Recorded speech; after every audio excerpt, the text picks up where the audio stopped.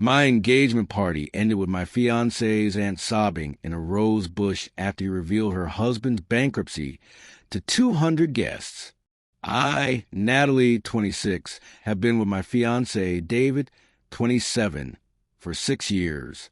His family, the Greens, are old money from the coast, with a sprawling estate and a lineage they trace back to founding fathers. My mother raised me alone in a small apartment above her bakery. She worked 18-hour days, her hands perpetually dusted with flour, her smile tired but unwavering. I am proud of her, of our life, but I've always known it was a world David's mother, Eleanor, viewed with thinly veiled disdain. Eleanor is a woman sculpted from ice and pearls. She never outright insulted me, but her comments were like tiny, precise cuts. "How quaint," she'd say of my mother's handmade wedding gift. "I suppose state colleges are quite adequate these days," she'd muse about my degree. David and I, both conflict-averse, adopted a strategy of polite deflection.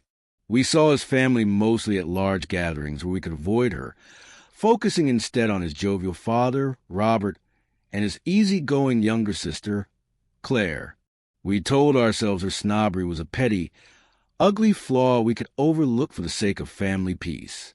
That fragile peace shattered at his cousin's lavish graduation gala. The party was at the Green family manor.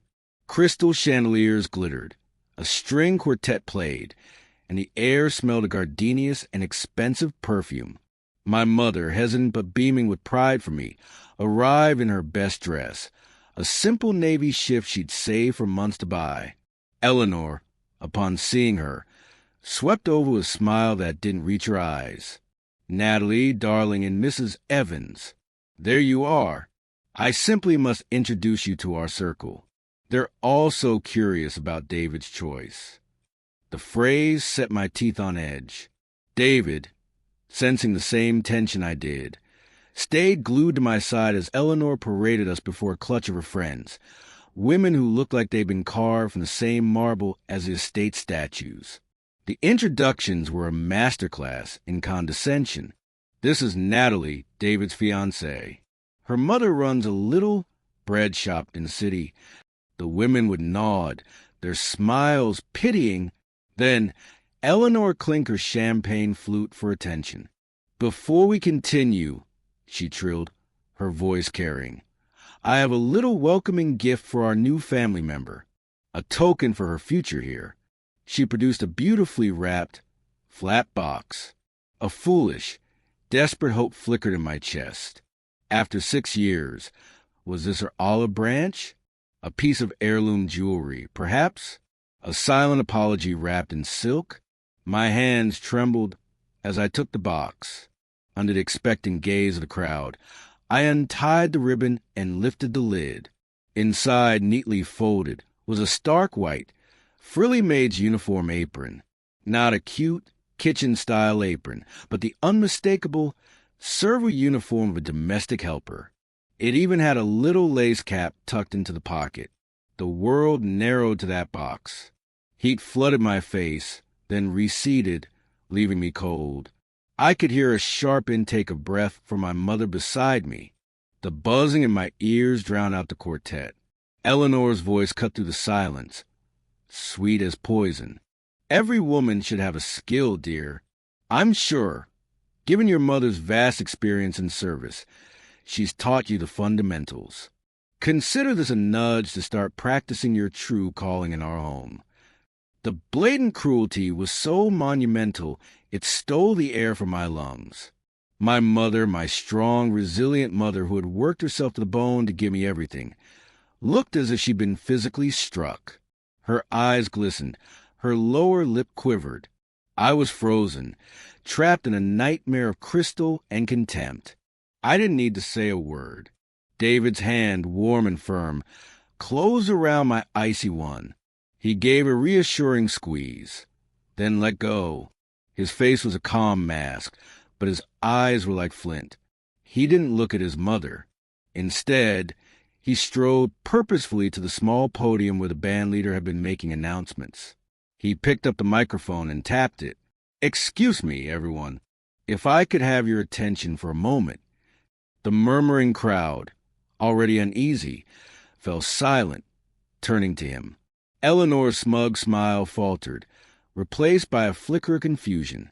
"I'd like to propose a toast," David began, his voice steady and clear, carrying to every corner of the grand hall. "A toast to family, to the secrets we keep and the legacies we pretend to uphold." Robert, his father, put down his drink, his expression turning wary. Claire looked nervously between her brother and her mother. "We're here to celebrate my cousin's achievement," David continued, "an achievement made possible by the support and stability of family. Stability is a precious thing. It's something my future mother-in-law, Celia Evans, knows all about. She built stability from nothing. She worked on her feet until they ached to put food on the table and a roof over my Natalie's head. She is the definition of strength, integrity, and true class." He paused, letting his gaze sweep over the rapt audience before landing squarely on Eleanor, who had gone pale. "It's interesting, the lessons we learn about class. Some are taught through hard work and sacrifice. Others are taught through careful omission." He took a deliberate sip of water. The tension in the room was a living thing. "For instance," David said, his tone conversational yet deadly, "many of you knew my mother's sister, Aunt Penelope, and her husband, Uncle Charles. Such a vibrant couple, always on the best guest list, always at the charity galas. Their life in the Riviera was the stuff of society pages. Until it wasn't." A low murmur rippled through the crowd. Eleanor's hand flew to her throat. Robert stood up, a silent plea in his eyes, but David pressed on. The dam had broken. "About 12 years ago," David projected, "Charles's shipping empire didn't so much hit an iceberg as dissolve into one. Catastrophic debt. Secret loans. They were completely, utterly bankrupt. The Riviera Villa, mortgaged to the hilt. The art collection, sold off quietly through back channels. They were days away from utter ruin, from becoming the very kind of common gossip they so loved to disdain." Eleanor made a small, choked sound. "Who saved them?" David asked rhetorically. "Not my mother's family, whose wealth was always more about appearance than substance. No, it was my father, Robert Greene. With his own business still finding its footing, he took on their astronomical debts. He postponed his dream of opening a second manufacturing plant, a delay that cost him millions in potential growth, to funnel money to Charles and Penelope. For years, he didn't just give them a lifeline. He allowed them to maintain their lavish lifestyle. The parties continued. The vacations went on, all funded by my father's sweat, his sacrificed ambitions, while they pretended the money was still theirs. The hall was utterly silent. You could hear the rustle of a dress, the clink of ice in a distant glass. "My mother," David said, focusing on Eleanor with laser precision, "who has never earned a salary, never managed a budget beyond her personal shopping, who looks down on a woman like Celia for her service, was perfectly happy to be the conduit for this charity. She allowed her sister and brother-in-law to live as parasites on my father's hard work, all to preserve the family's glittering facade. And when Charles and Penelope passed away, what did they leave behind? Nothing but debt and a lesson in hypocrisy." He turned back to the crowd, his voice swelling with emotion. "My mother gave my fiancé an apron tonight, a symbol of service. She intended it as an insult, but let me tell you what true service is. It's Celia Evans, baking through the night to feed her daughter. It's my father, working tirelessly to support not just his own family, but the dead weight of his in-laws' vanity. And what is my mother's contribution? Curating a pretense, being custodian of a lie." Eleanor was now openly crying, tears cutting through her perfect makeup. But David wasn't finished. "So, I'll keep this apron," he said, gesturing to the box I still held numbly. "It will be a reminder." A reminder that the only service in this family worth honoring is the kind that builds up, not tears down.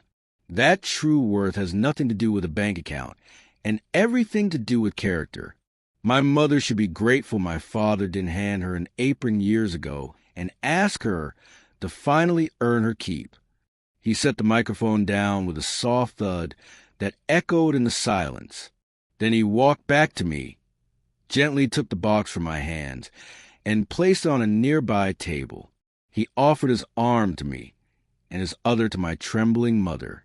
"Let's go home," he said softly, and the three of us walked out of the stunned ballroom, leaving a sea of shocked faces and a weeping Eleanor behind. The car ride was quiet, save for my mother's soft, relieved tears. Once we dropped her off at her apartment, she hugged David fiercely. "You didn't have to do that for me," she whispered. "Yes," he said firmly. "I did." Later, at our place, David held me as I finally processed the emotional whirlwind. "I'm sorry," he murmured into my hair. "Sorry I let her get away with the subtle digs for so long. I thought ignoring her was the high road. I didn't realize she'd become this brazen, this cruel." "You were perfect," I whispered back. I had never loved him more. The fallout was immediate and severe.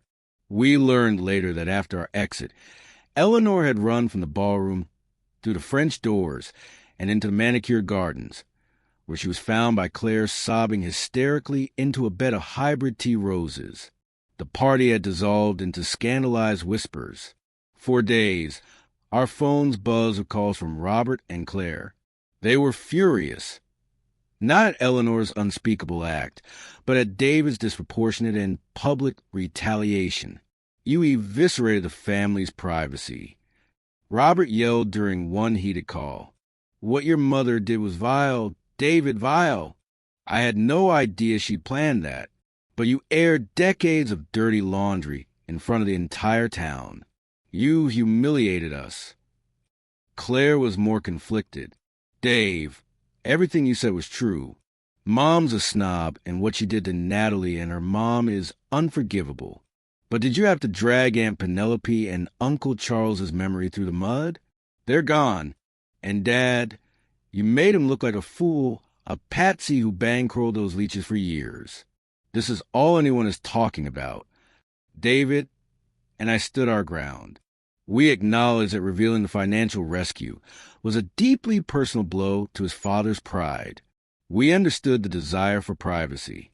But we refused to apologize for defending my mother and me against a deliberate, premeditated, and very public humiliation.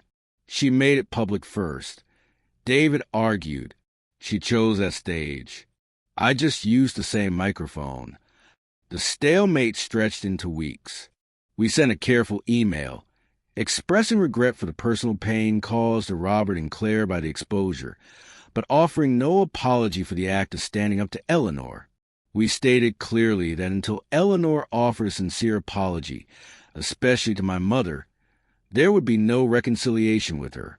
The reply from Claire, on behalf of herself and Robert, was frustrating. They agreed Eleanor was entirely in the wrong and were pressuring her to apologize. But they accused us of a half-hearted apology, more focused on being justified than being sorry for collateral damage. They felt we'd sacrifice the family's reputation for our own honor. We were at an impasse. A follow-up call with Robert ended badly. He felt we were being stubborn and disrespectful.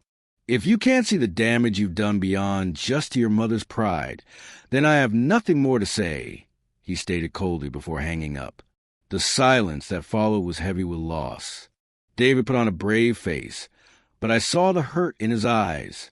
His father, whom he admired, was choosing to protect the family's shattered image over acknowledging the profound wrong done to us.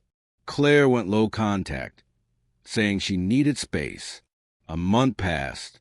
Eleanor had reportedly fled to a sister's house in another state, playing the ultimate victim. The situation felt bleak, a victory that tasted of ash. Then, unexpectedly, an invitation. Robert called, his voice gruff but not hostile, inviting us to Sunday dinner, to talk, properly. We arrived at the manor with trepidation. Eleanor's car was in the driveway. My stomach knotted. When we entered, she was in the sitting room. Upon seeing us, her face contorted into a mask of outrage, and she immediately stood and swept upstairs without a word. Robert sighed, looking older and wearier. "Ignore her," he said. "She's been told she's welcome to join us only if she can be civil. Clearly she can't." Over a surprisingly comfortable dinner, just Robert, Claire, David, and me, Robert offered a genuine olive branch. He apologized for his initial anger. "I was embarrassed," he admitted, pushing his roast beef around his plate. "That's secret. It was a point of pride for me to handle it, and shame too, I suppose, that I let myself be used for so long. When you shouted it from the rooftops, it felt like you were mocking my poor judgment, not just attacking Eleanor's. But I've had time to think. What she did, there's no excuse. And you two were backed into a corner. A public insult demanded a public response. I might not have chosen the same nuclear option, but I understand why you did." Claire nodded. Mom's in her own world of self-pity. We've told her she's the architect of this mess. She either apologizes and changes, or she gets left behind. We're done enabling her. It was a watershed moment. We accepted Robert's apology and offered our own again for the personal hurt the exposure caused him. This time it was accepted fully. We agreed to move forward, to let the past go for the sake of the future. The family, minus Eleanor, was reuniting. The final, unspoken agreement was about the wedding. Eleanor was not invited. Robert and Claire didn't even question it. She had exiled herself with her unwavering pride and cruelty. The wedding was held in the garden of my mother's bakery, which she decorated with fairy lights and buckets of fresh flowers. It was simple, warm, and filled with genuine love. Robert walked me down the aisle alongside my mother, a gesture that made me weep happy tears. Claire was a bridesmaid. David's eyes never left mine. As we said our vows, I saw a figure in a sleek car parked far down the street. It lingered for only a moment before driving away. I didn't need to see clearly to know who it was. A ghost of the past, sealed outside our circle of happiness. She had chosen her pride over her son, and in doing so, she had lost him forever. Our victory wasn't without cost, but it was decisive. We had drawn a line in the sand, and in the process, we had separated the true family from the false. We started our marriage surrounded by those who valued integrity over image, love over status, and that, as David had so powerfully declared, was the only legacy that truly mattered.